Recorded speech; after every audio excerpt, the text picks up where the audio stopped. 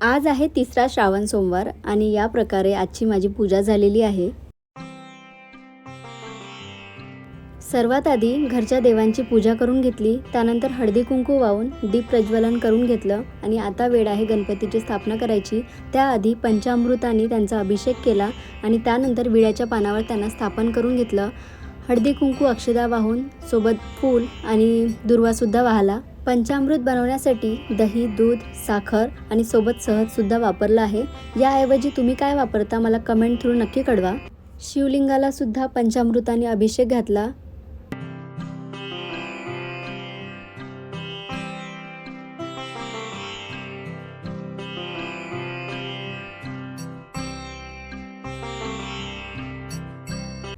तीन बोटांनी भस्म लावून घेतला, त्यानंतर बेलपत्र फूल सुद्धा वाहलं आणि अशा प्रकारे शिवलिंगाची पूजा करून घेतली।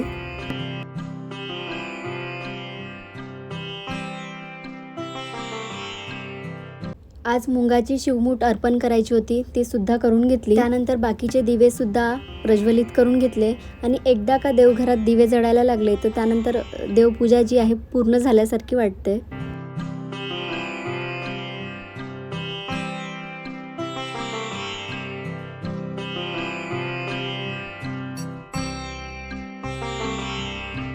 या प्रकारे तिसऱ्या सोमवारची माझी पूजा झालेली आहे। त्यानंतर साबुदाणा खिचडीचा फराळ केला, सोबत चहा सुद्धा घेतला।